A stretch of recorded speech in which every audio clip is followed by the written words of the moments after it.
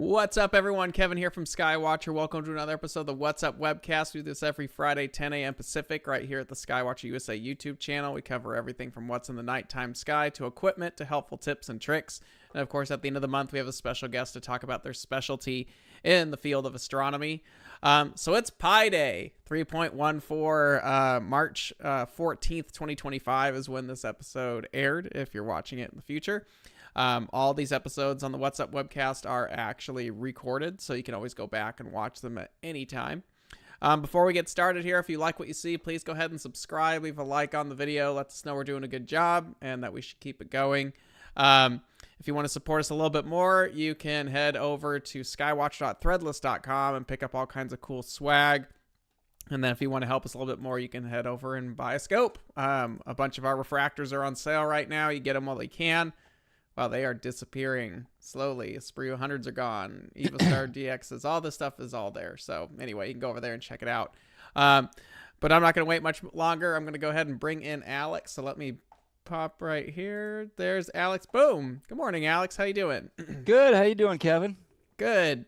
So for those of you who've never done this episode with us before, this is Tech Talk with Alex. We do this quarterly, and we sit down and talk about product questions, products, issues. Alex is our lead tech for tech support, and then I've done it for a while. My name's Kevin. I help with development of products and then also help with Alex and the rest of the crew. So if you've got product questions, today is the day to ask. So yeah. Hey, Kevin, I don't know if anybody has ever introduced you. Oh, no, I don't know if anybody's ever had. I know you guys watch Kevin every week, but he is like our product specialist. He gets to test stuff months before I even know about it. He's got a top secret shop that has all kinds of stuff in there. You can't even walk in there without signing a document first. But he is amazing. He's done this for, how long have you been doing this now? 15, 20 years, something like that? Oh, astronomy? Yeah, well, I mean, yeah, the whole thing, yeah. I got my first telescope when I was 9, so it's been it's been a while. Professionally, though, yeah, probably 15 years professionally. So. Yeah. All right. Thanks for the introduction.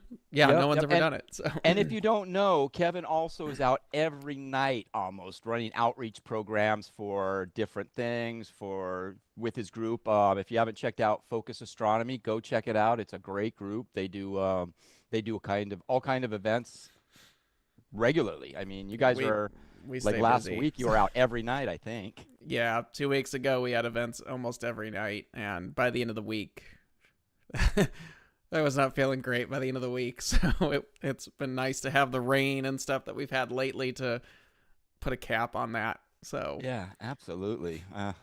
But appreciate the intro. So and then of course, if you guys are going to NEAF, you'll meet Alex, myself, Jared, who's running a lot of the behind the scenes stuff, and of course Jeff, who's kind of the ringmaster of the whole Skywatcher crew.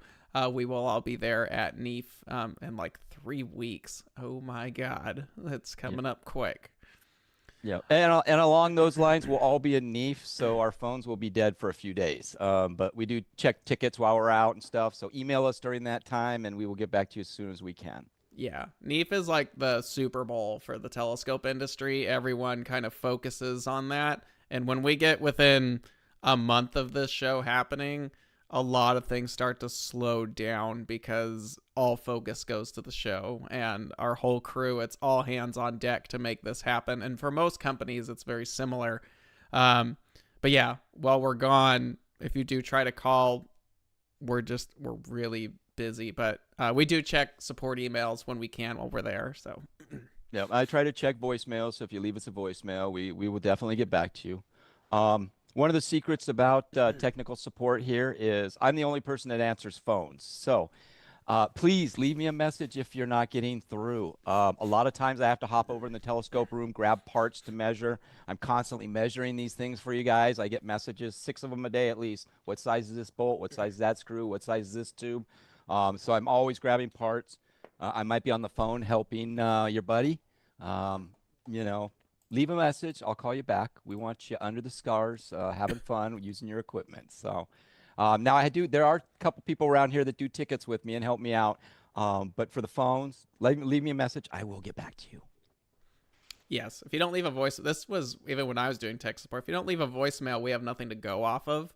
And when we're getting hundreds of emails a week and probably hundreds of calls a week, if you don't leave a voicemail, we're not going to go through and track you down just because, oh, I tried calling. Well, I had nothing to go off of. And there are other people who do leave details about what they need.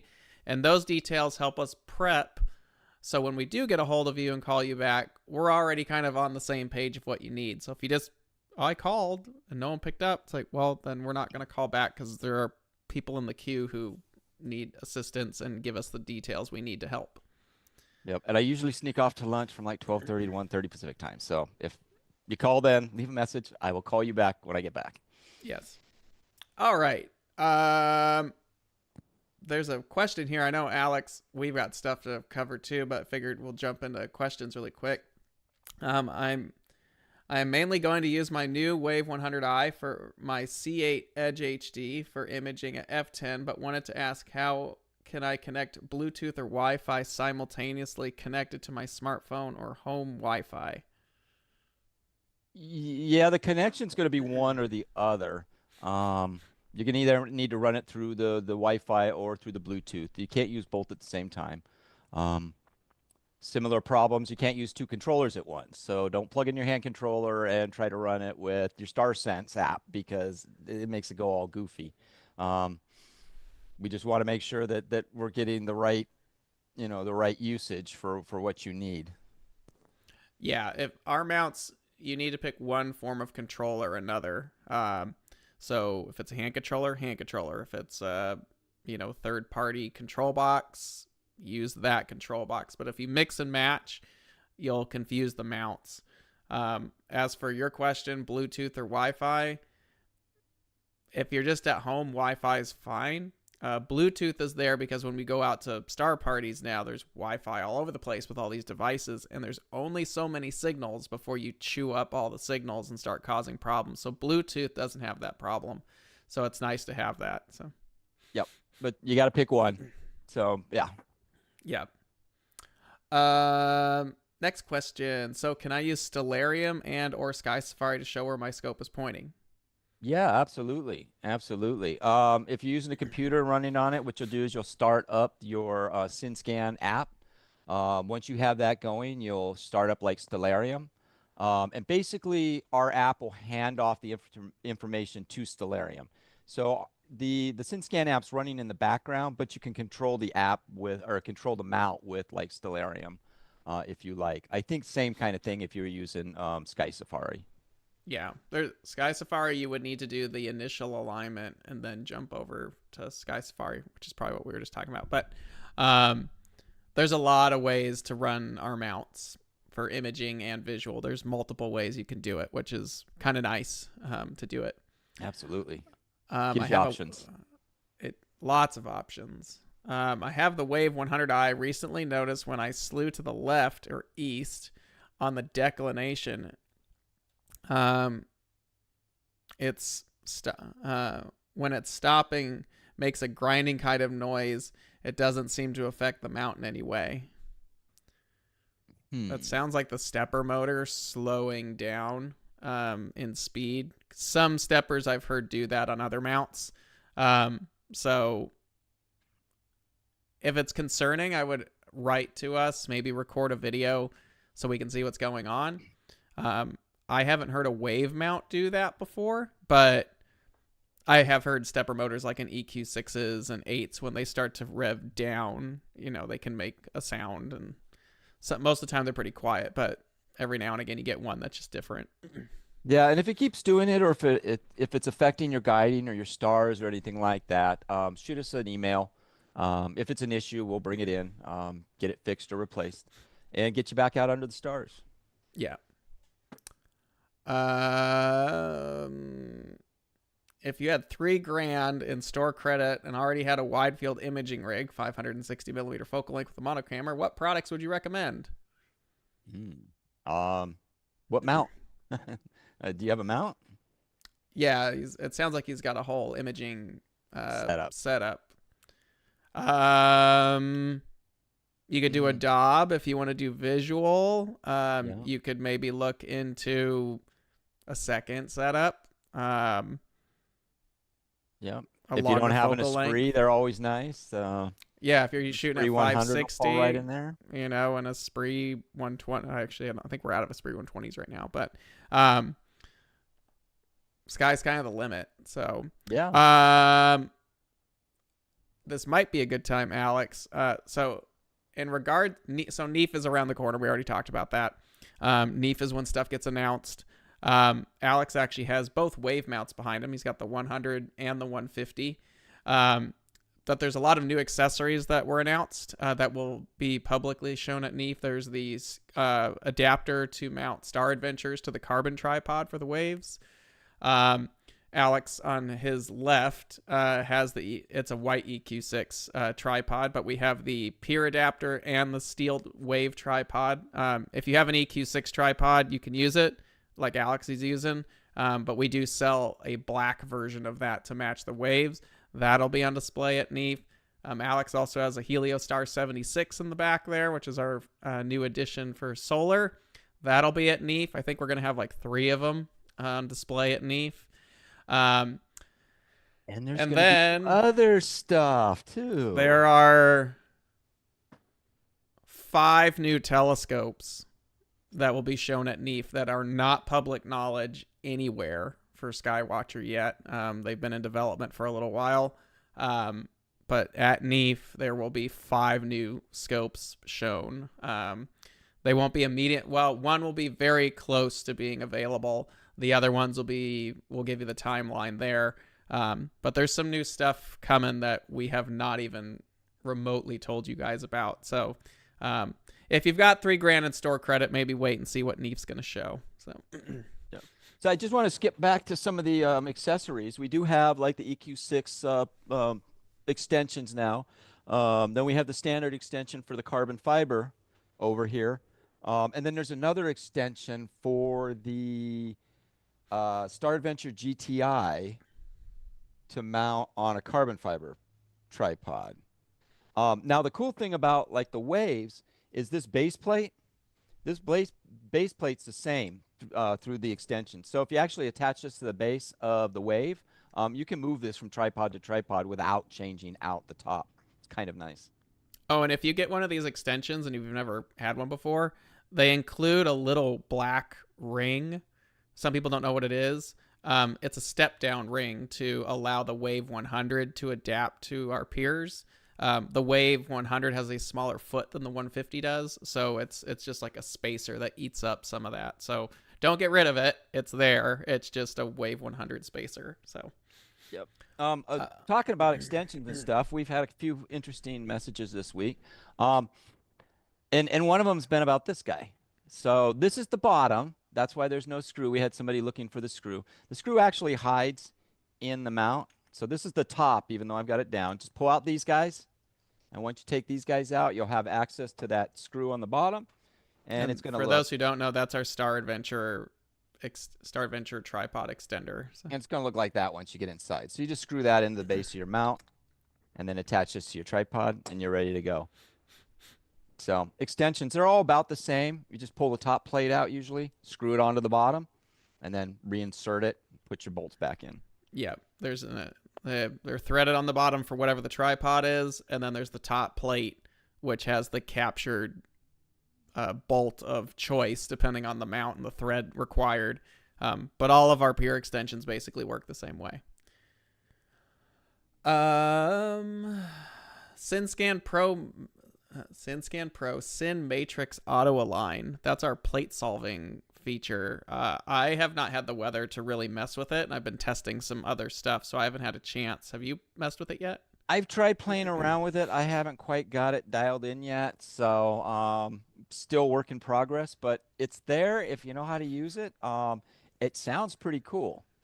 It looks like you can use your guider scope or a phone to auto align and do plate solving with the mounts. So yeah, with the app. We're still learning it ourselves. When Alex and I just have not had the weather in the last month to do yeah, it's much been of crazy anything. weather. So for those who don't know what Sin Matrix Auto Align is, it's a plate solving feature that's been added to SinScan Pro. You do have to download a few different files to get the database to do it, but you can use your phone to plate solve and align them out. And sounds like there's some other ways you could do it as well. I have to mess with it. And so does Alex. Like I said, we just haven't, with NEAF coming up and the weather being the way it is, and it's been fun. So we haven't had a chance to personally try it out. I'd like to, we should probably try that before NEAF now that I think about that. So yeah, I know I've been trying to get to it, but you know how it is. Yep. It's always your stuff that gets done last, it seems like. Yes. Oh, hey, you mentioned the solar scope earlier. I want to loop back to that. This solar scope comes with everything you need in the case, basically. One thing about it, though, the blocker, the diagonal, needs to stay on the telescope. Do not change it out. Do not try to get a 2-inch or anything for it. That blocker needs to stay on the telescope for your protection. I think for your equipment's protection. The case here somewhere. So, and that's pretty standard. Most solar scopes, they come apart kind of in different pieces. I guess it makes it easy for storage and stuff like that. But you got to keep that blocker on there. It's designed to work with it. There's special filters in there that'll actually enhance your view. Try not to kill myself with all the cables on the floor.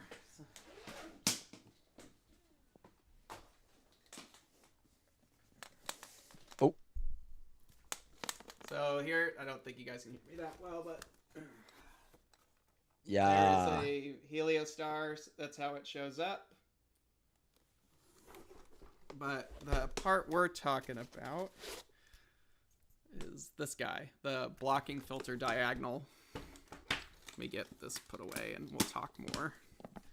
This has come up recently, so that's the reason. Close this.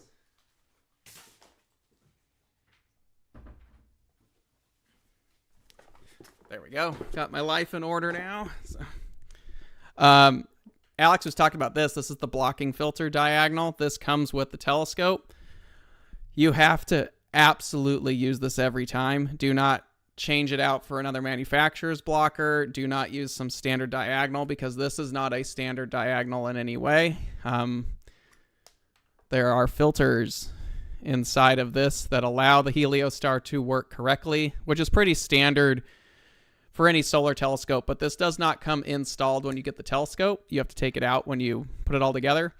But you have to use this. And honestly, trying to change that out or put something else in there is going to hurt the performance of the mount, period. Or the telescope. This telescope is so amazing, and you get such incredible light from the sun. You're not going to want to change anything out. I did see a review from, was that Richard, one of our buddies out there who reviews a lot of solar stuff and does a lot of solar shooting. And he was comparing it to like $20,000 solar scopes, how it performs. So, yeah, some of you are familiar with Simon Tang. We've had him on before. Yeah. I'm going to cover us up, Alex. This is Simon's test shot, which I don't think Alex can actually see at the moment, but we've seen it already. That is the performance of a Heliostar 76. This is stock. These are not cherry-picked. They are just production units. Here's some inverted stuff, but Simon's been doing some really good work with it. But yeah, we're pretty excited about these scopes to come out, and it's been a long road to get here, but we're excited to bring them to NEAF. We're excited to show people, because even when the engineers told us the performance, we're like, no. And then we got them. We're like, holy wow. crap. Oh, Richard piped up in the comments. Yeah. Yep. Thanks, Richard. Yeah, it's a phenomenal instrument. And if you're going to NEAF, like I said, we're planning to have 3 of them there. 1 will be in the booth as a static display, and then 2 will be outside with our buddy Steven Ramsden from the Charlie Bates Solar Astronomy Project. He'll be outside at the Solar Star Party, weather permitting. Fingers crossed, yeah. But we'll have him out there, so go check him out. and we'll have some other stuff there too. So yeah, very exciting stuff. SinScan app keeps freezing on my Android. What should I do? Interesting. Have you deleted it, restarted your phone, reinstalled it? Make sure that when you reinstall it, you grant it all permissions, and then save the network to the phone if you can. If this is Apple, a lot of times the Apple doesn't like to connect to networks that have no internet. They kind of look at it almost like a virus, and it'll delete the connection. I don't see that as much with Android, but we do have the glitches. It could be a loading glitch or something that happened, or possibly an update. So just reinstall it, see if that takes care of it. If not, shoot me an email, support@skywatcherusa.com, and we'll work on it from there. Yeah, we're always trying to make things better. We do talk to the engineers pretty frequently. So if there is an issue, we throw it over to them as fast as possible. And if it hasn't been addressed, it's normally because they're digging into it, and that can take time. So yeah, and sometimes I'll get one issue and we'll figure it out, and the person will be running and be happy. Every once in a while, I'll get 2 or 3 emails that are all the same issue, and it's like, okay, something's going on. So we see trends and stuff as well and follow those and make sure that we're taking care of them. But you know, if I haven't heard of it, then maybe it's just a one-off issue, and we'll work through it and get you back under the stars. Yep. Let's see. Any mount with a 70-pound capacity that's not $8,000. The CQ350 is like $4,500. With the legs. This comes up a lot. Where I want this quality of product and I want it to cost this. Very rarely do those ever work out, because if you want the price, let's say we're making a really affordable 7-inch refractor and you want it to be very low cost, you have to cut something. There's a compromise in there somewhere. You can make it look as nice as you want, and it might even perform half decently. But if you were to compare it to actually upper level stuff, it probably would not perform as well. We've seen that with stuff that's on the market as well. You get what you pay for ultimately. But yeah, the CQ350 is the best for that at that point. It's $5 grand, somewhere in there, depending on how it's retrofitted. But yeah. And it's really cool. There has been a lot of smaller refractors coming out, which is really nice because it works great on a lot of different mounts. But if you're going to get into some bigger telescopes, if you're looking at an Esprit 150, if you're looking at like the Celestron C11 or C14, if you're looking at like an astrophysics, what's the 160 or something like that? If you're looking at these big scopes, you're going to need a big mount to move it. And when you get into bigger mounts, you're talking about higher performance, and the cost goes up. So it's something you know, if you're thinking about kind of budgeting and what you're doing, you know, get the best mount you can at the time. That way you don't have to upgrade it next year or the following year. Maybe you can get a couple years out of it before you move to a bigger mount if you really want to get into something big. And then understand the limitations of that mount, what you can put on it, and you know, usually that'll take you kind of in a nice direction, because you'll know, okay, well, these might be future things for me, but right now this is where I'm playing. So we're gonna work with these scopes and this mount because that's what I have time for and what I can afford. Yeah, get what you're gonna use. I mean, you can get the biggest, baddest thing, which I've done before, and you end up not using it because it's too bulky, it's too heavy. That's kind of been something I've been doing recently in the last couple years. Is I've kind of been re-looking at the equipment I own personally and have added a couple small scopes into the lineup. And I'm out more often with my family and stuff using those scopes. And yeah, they're not some big daub or big refractor, but the important thing is you're out enjoying your hobby. And I do want to do an episode about small aperture observing from the backyard, because using a little refractor, even though it's like, oh, I only get to look at this star and this star, it's like there's something fun about that. So well, and that's one great thing about the smaller refractors and like the wave mounts. I mean, you can set it up in 5 minutes and be running. Yeah, the wave mounts have, I think, for Alex and I, have really changed the game for how we approach observing now. So. Yeah, the other day I went out to solar during my lunch break. I set up a mount. I kind of know the corner of like the garage where Polaris should be, so I eyeballed the lineup. and I sent it to the sun. Had the wave, had the 76 on the wave, and I was a few millimeters off. I mean, I had it set up in 2 minutes. They're nice. They are nice, and they're compact, and they're lightweight. Would you guys be willing to share any raw images through the Heliostar? Yeah, just email Alex, and then if you want some, I'm sure we could transfer data files to you. I have some rough ones. I might have some other older data files floating around, but worst case, we could do that. So it just might be weather dependent. So sorry if I missed earlier answer, but if I connect my Wave 100i to my ASI Air via USB, can I connect the Wi-Fi to my home network and track in Stellarium at the same time? No. You'd only be using the ASI Air because you would confuse the mount. Absolutely. I mean, you can hook the ASI Air and connect it with USB or EQ mod cables or however you want to make the mount connection. But then you can plug an Ethernet cable. That's how I have it outside. I have Ethernet that I ran outside, and it connects, and then I can go back inside and control the ASI Air from my own Wi-Fi home network, and it works fine. So that's something to think about if you can. I realize running Ethernet for people might not be realistic at times. So right, and if you're using the Wave 150 and you're using like the deck power and stuff, if you're using a USB 2, get a nice short one. Get one like a foot long because you got to run out of one and go into the other. And the shorter the run, the better the USB 2s run. The better they work. Yeah, that's my big pet peeve when it comes to like USB 3. It's one of these things where, it's not working well. USB 3 is only made to work for like 3 feet. Maybe. Yeah, it's short. And it's USB 3.0 is my least favorite of the bunch because it's the most finicky. The USB-C has gotten a lot better. And there's some stuff that's coming out that has C built into it, but yeah. When I do a long USB 3 run, I'll actually put a powered hub on one end and a powered hub on the other end right before it goes in the computer, and then I'll run like a 16-foot active USB 3 cable. And then that way every shot makes it right in the computer. I don't have any issues. If I power one side on a 16, it sometimes it'll get like every other shot. When you're talking about USB, it needs power to move stuff through the line.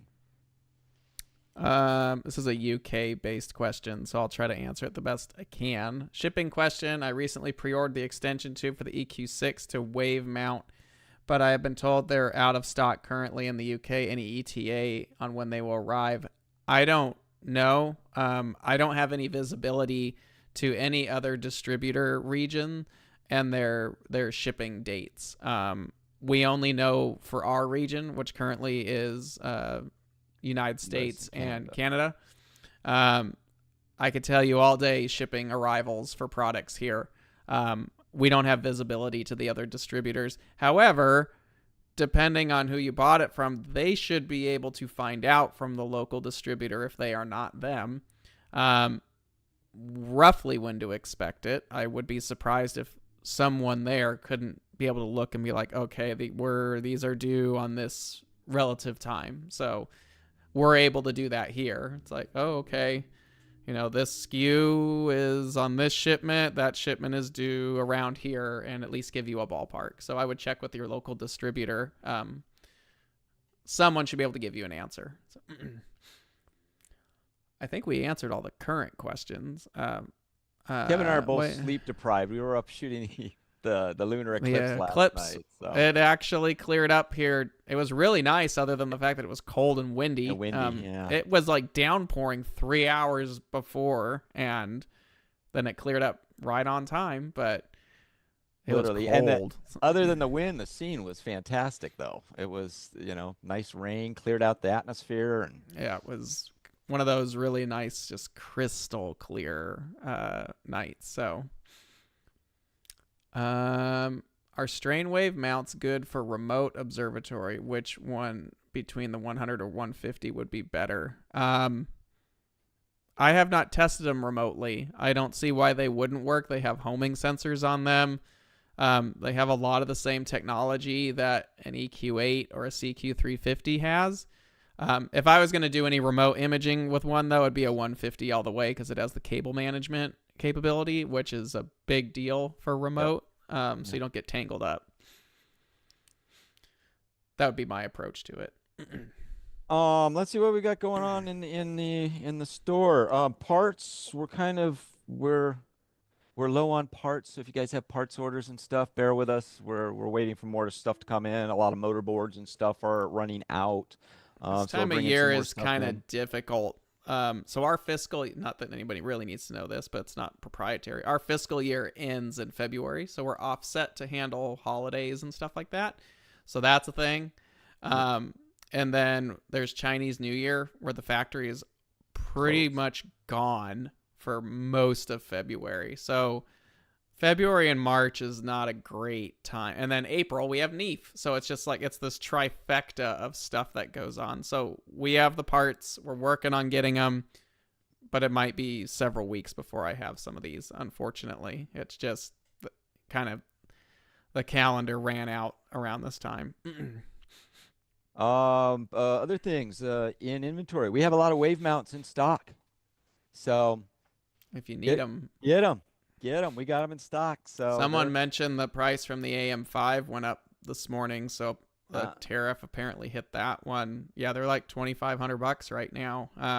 Well, we got a bunch in the warehouse and they're at the same price. So get them. Yep. Price hasn't gone up. We're waiting to see what's going on from our end. So right now, it's literally wait and see. We have no idea with the tariffs. They flip flopping back and forth. Who knows what's going to happen? So yeah.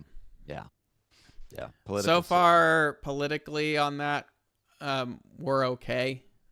We haven't decided to make the jump yet. That doesn't mean it won't or happen. I don't know. I'm not in those conversations, but for the time being, it's business as usual on our end. So, yes. What else we got going on in the shop? Oh, we have a fairly new mount, the EQ AL55. If you haven't seen it, I've been getting a lot of questions about it lately because the light flashes when my power. What's going on with my power? That's basically like a big mini mount. So that flashing is your Wi-Fi broadcast. It's not a power issue. You're good. Don't worry about it. Cool little mount, though. I know Kevin's played with it a little bit. Can you tell me a little bit about it? Yeah, so the EQ AL55i, which is a lot to say. It's an EQ mount. It holds 22 pounds. You can use it on any latitude in the world. That's why the AL, all latitudes, because the counterweight bar has two different positions. This is the replacement for the EQ M35, but it's way more streamlined. There's no external motor box. There's no external motor cables. It has built-in Wi-Fi and Bluetooth in there. Polar scope's built in. It's basically the next logical step up from a Star Adventure GTI. You get about twice the payload, but it's not as compact and easy as a GTI, but it is a lot more budget-friendly option than, say, something like a Wave 100 mount would be. Yeah, and if you're looking for a full-size, lightweight rig, this might be a good one for you. It's a fun little mount. I've loaded one up and imaged with it, and it works fine. So if you don't need a strain wave mount, or you don't want to spend at least $2,000 on a strain wave, you can get this little EQ55i for well under $1,000 US. And USB-C.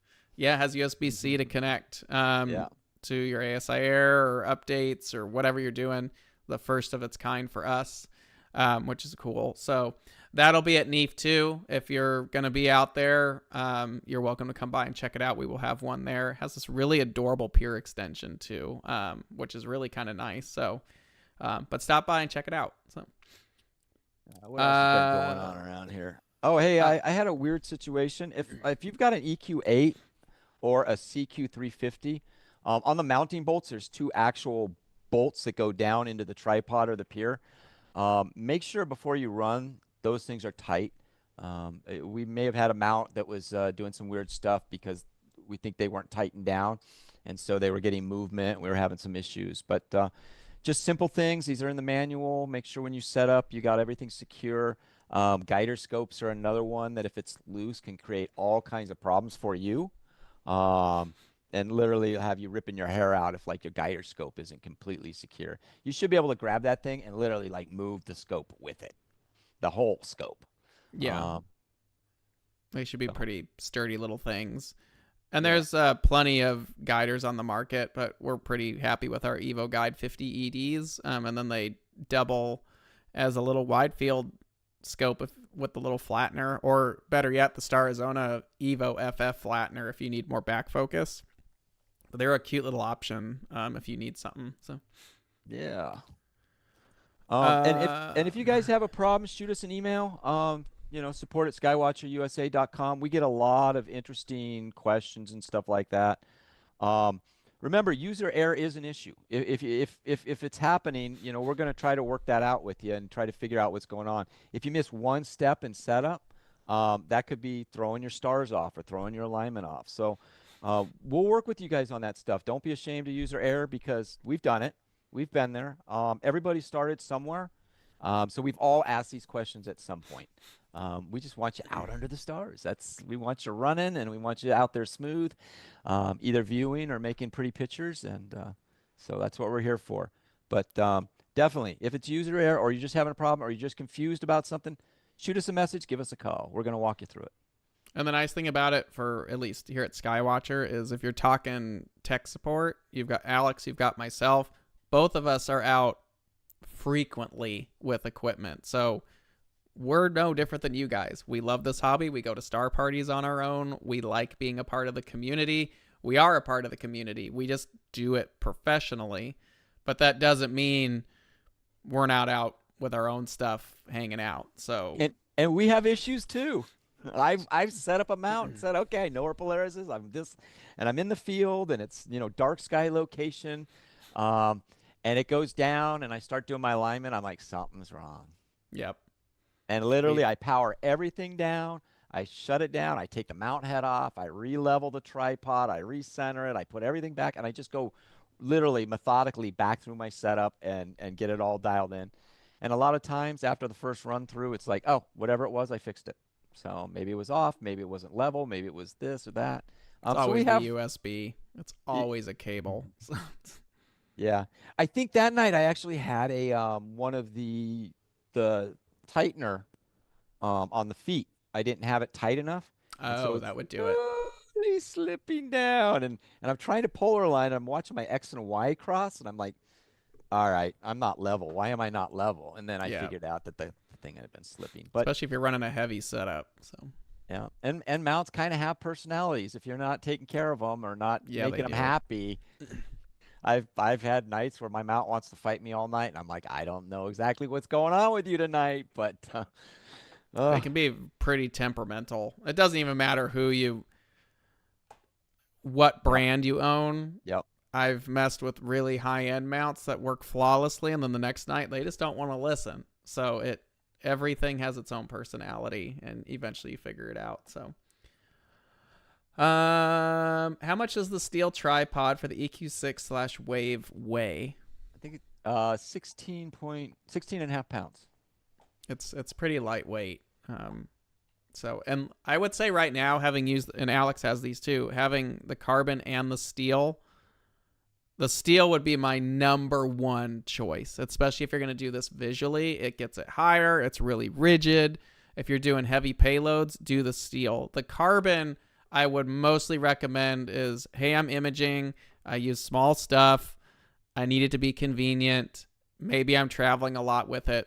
The carbon fiber is the way to go for that. But I would say for the grand set of users, the steel tripod is hard to beat. So, yep, it is, and it's not bad. I mean, I picked without the telescope on. I picked it up, just carried it right in and set it in today because I'm working on putting a box together and getting it lined up for the next day. Time we actually have clear skies. Yeah. But yeah, they're both really light. They're both pretty compact. So either way, it's not, you got two great choices, really. Yeah, I highly recommend it. Oh, I had a telescope down here. What new products is Skywatcher planning to announce at NEAF? There are 5 telescopes that will be shown that no one has seen publicly, and it has not been advertised by any other brand or branch yet. We've been trying to save some of this stuff for NEAF.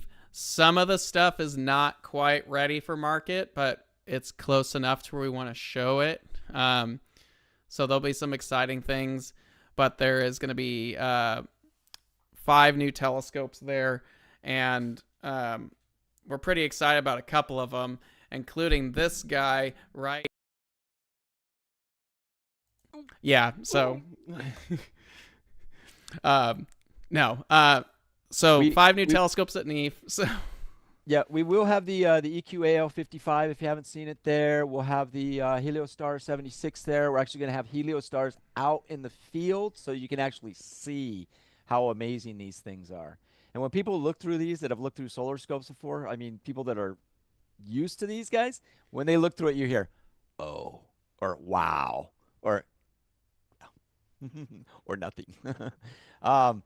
They're pretty amazing, guys.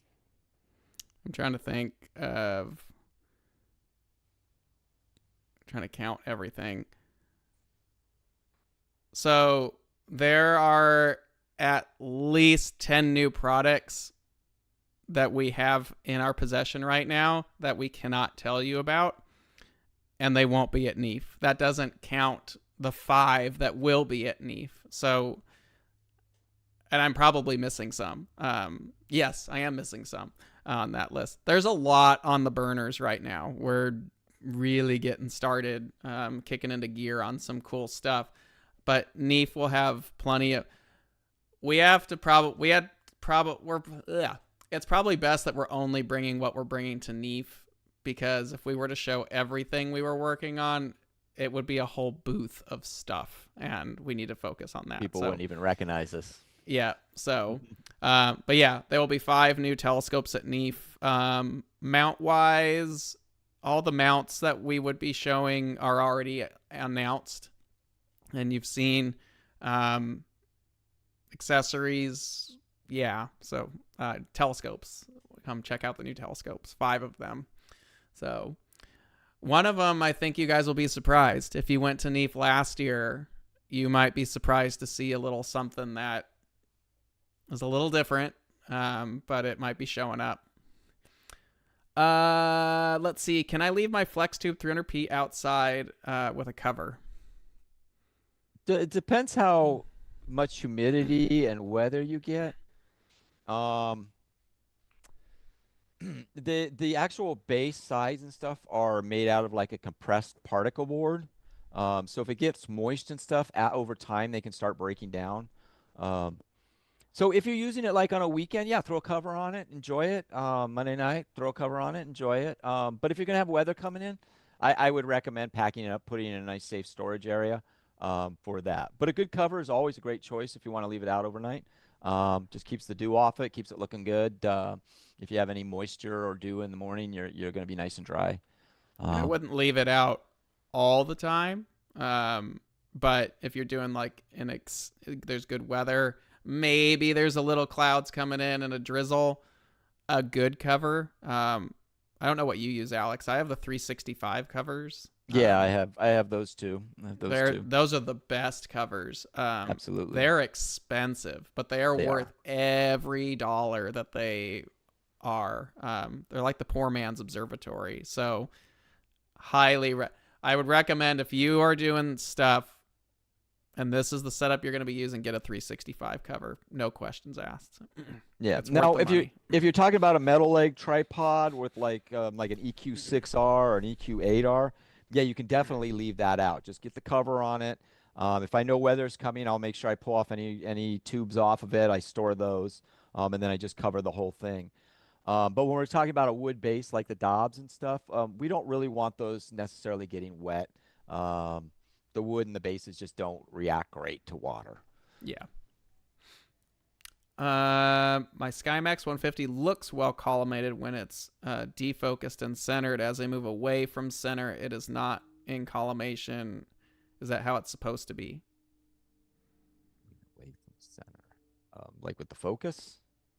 Yeah, if it's out of focus. As you move off axis of a telescope, aberrations can occur. It's not focusing them on axis.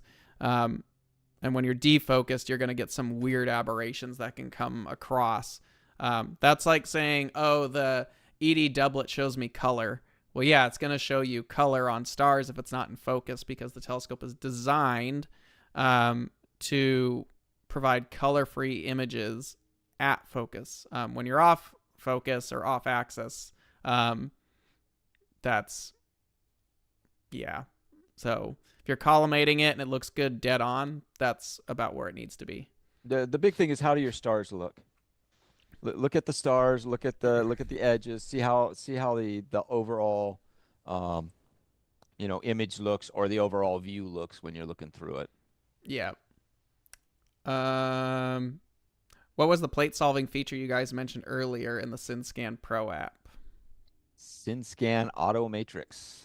Yeah, it's in the app already. So you'll have to follow along. And in the app, there's some stuff you've got to download to like the databases and stuff like that. But we need to mess around with it. It's a fairly new feature, and Alex and I just have not had time to get a chance out and use it. So I've set it up a few times to do it, and then it asks me something else, or I got to download something else, and I get distracted and have to go on to another project. So I'm going to play with it when we have weather. I just haven't got to it yet. Yeah, it's on the list. On that subject, we are testing a bunch of different boxes. There's the Stellarmate up there right now. I'm getting ready to test. Hopefully we'll have some clear skies this weekend. So we're playing around with boxes. So if you guys start getting questions about those, because you're doing new boxes or different stuff, hopefully we're going to have the information for you. But that's kind of what we're working on right now. Alex has been evaluating all the boxes and stuff like that. So, did you guys get anything from High Points Mead and Orion auction sale? I didn't. No. Did you?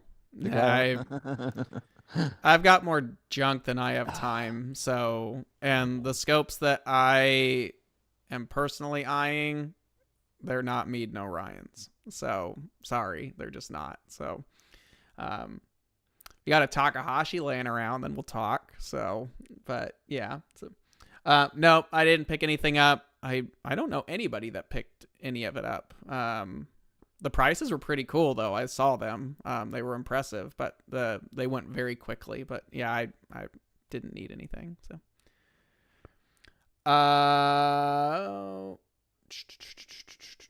I think that's all the questions that are currently floating around. Nice. What else do you got, Alex? I know we had a list of stuff. So, yeah. Well, I was going to talk about the Eclipse a little bit. Oh yeah, the Eclipse was last night. It's gonna be a long day. It is going to be a long day. Yeah. I think I messaged you about midnight or 12:30 or something, and yeah, you were both still going. But I think the last thing I wanted to do was make sure that I got the release of the moon, where it starts picking the sun up again, and I did. And the plan was to come out like every 5 minutes and shoot a series of images so I could have the whole run. But I think I went and laid on the couch, and that was it. I woke up like 2:30 going, nope, missed the rest. Yeah, I made it to about totality, which is all I really wanted. I just wanted a really good totality shot. And I got it, but I knew I had to get up today and go to work and get kids from school and like life. So yeah, it wasn't. I did try something different. I picked up a C-Star S30 earlier this year, and they have a time lapse feature in it. It's like, so what the heck? I'll try it. It worked really well. I'm not one to sit there and want to just every 5 minutes push the shutter and do all of that, but it worked pretty good. So I was surprised. So that's very cool. Is SinMatrix on iOS or only Android? You have Android, don't you? It's on Android. I know that. Well, it's on both then, because I can see it here, so it should be on both. I think it's on the Windows program too, if you want to run it. So it might be on the. I'll have to double check that. Don't quote me. I think it's on the PC and Mac setup too. So if you want to run it from your computer, you can. But I'm gonna have to double check that. I not exactly sure if that is, but I think it is. Kevin question. So what are they the ones you're considering. Like, what scopes do I want to get a hold of personally? Is that what you're asking? I'm not quite sure. We'll wait for that clarification. I know there's an AP that you're still. Yeah. So I'll wait for him. Any idea why I'm getting the best views of Jupiter through a Star Travel 150 and 8mm star guider than an Evo Star 120 and Pentax? So a Star Travel 150 is an F5 Acromat, and an Evo Star, I'm assuming it's the ED, maybe. We make two Evo Star 120s under the Skywatcher brand. One's an Acromat overseas, and then the ED version. It's all relative. I find some people don't mind chromatic aberration and they just like working with what they've got. I mean, a 150 is going to be a lot more resolution than a 120 is. The color would bother me. I've been testing APOs for so long. I'm not trying to, be egotistical here, but Skywatcher here in the US has been selling APOs for years. And I've just gotten so used to using them that it's kind of hard to go back to an Acromat. Could be the contrast too. Yeah, everyone's different. So, what scopes am I considering buying? I'm not looking to buy much of anything at the moment because everything I want to try is like money. Expensive. I've recently become fan of Takahashi. I really like the build quality, especially the fluorite doublets are my favorites. They're lightweight and they're ultra sharp. I wish they'd make a bigger one. They used to, the FS 128 and 152, but right now a TOA 130 would be pretty sweet. A TOA 150, I know where one is locally, would be really cool, but it's really expensive and it's a lot of weight. It's actually no heavier than an Esprit 120, but it's big. Yeah, I would love to try a Tech 200. I don't want to buy a Tech 200, but I'd love to play with a Tech 200. I'm okay. I've got more stuff than I have time. I know Alex is in the same boat, and we'll hand stuff off when we're done with it to friends of ours. Be like, yeah, I got rid of that. 2 more show up. So it never stops. I'm not trying to complain about it. It's just after a while, it's just like, okay, too much. I only have so much space. So, and I don't think there's 2 that I'm interested in, but I don't think I could talk about either of them yet. So we'll just leave it at that. There's a couple that what Takahashi do you recommend for visual? The FC100DZ is the best 4-inch refractor ever made, period. It's incredibly sharp, very lightweight. The DZ has higher end optics than the rest of the FC100 line does. It uses a fluorite front element and then some low dispersion rear element. I had one. I sold it to a friend of mine. I just wasn't using it. And I wanted something in that 5-inch category. But for visual, that was really nice. And it rides on a Wave 150. Like, you could pick the whole thing up with one hand practically. So the fluorite doublets are my favorite because they're lightweight. They cool down very quickly. And they're very, very sharp with that fluorite element in it, but it's expensive. They're still about $3,000-ish ballpark. So if you're just doing visual, all you need is a doublet. Doublets are lightweight and well corrected. So yeah, there's Alex picking up a whole Wave 100 with the scope attached. So, and if the Takahashis are expensive, which they are, our Evo Stars are no slouch. So, all right. Well, we have 5 minutes left. So, Alex, is there anything you want to add? No, just come to NEAF. Come say hi. We'll be in the booth all day long. NEAC is after NEAF this year. So if you're coming, it's going to be a little different this year. We'll be at both shows. All the new stuff will be at both shows. Obviously, the NEAC booth is going to be a little smaller because it's NEAC. A NEAF booth is bigger than last year. And yeah. if you come to NEAC as well, it's going to give us a lot more time to talk to you guys about product and things like that. And I know at NEAF it can be crazy that sometimes there's a line at the booth, people asking questions and stuff. But when you get to NEAC, everything slows down a little bit. You have a little bit more hands-on time with things. So if you plan on coming to both, come see us. And a lot of the detailed questions and stuff you have, we can really answer at NEAC as well. So Yeah. Yeah. So we'll be around. We'll be there for both days for NEAF all day, and then both days for NEAC. So if you're going to both shows, you've got plenty of time to catch up with us. NEAC tends to be a little bit quieter. It's a more dedicated imaging show, but we're still there. Obviously, we won't have everything at NEAC that we do at NEAF, but yeah. So. One thing for you, Alex, it's a pretty easy one. My GTI is in for repairs, but not getting any updates on status. Okay, shoot me an email. I'll check with Mark. I think they're about a week behind right now, so they've been really busy. This time of year, everybody's trying to get ready for Milky Way in the spring, so we've got a lot of equipment in right now being repaired. So if it's been a week, give us another day or two, or shoot me an email, and I'll have them check, see what's going on. Yeah, we can figure it out. So yeah, cool. I don't see any more questions here. So I see a bunch of you are going to be going to NEAF. That'll be awesome. We'll see you there. We've got a couple weeks before we hit that, but we'll definitely see you there. Stop by, say hi. Be nice to meet you guys, and thanks all for watching as well. Every time we do this, we really appreciate it. Yeah, and you got 5-year coming up pretty quick. Yeah, next week is the 5th year we've been doing this, which is crazy because when we started doing this, it was COVID.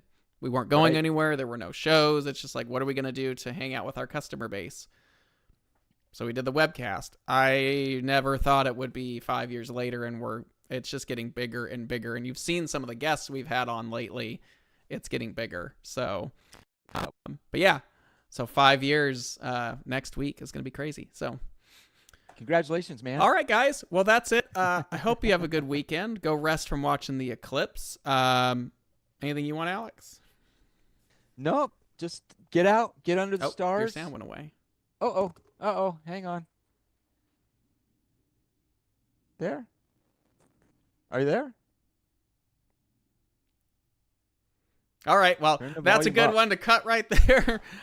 We'll see you guys next week. Clear skies. Have a happy weekend, and we'll see you guys next Friday for another What's Up webcast. And then for those of you on the East Coast, we'll see you at NEAF in 3 weeks. So see you later. Take care. Have a good weekend. Bye.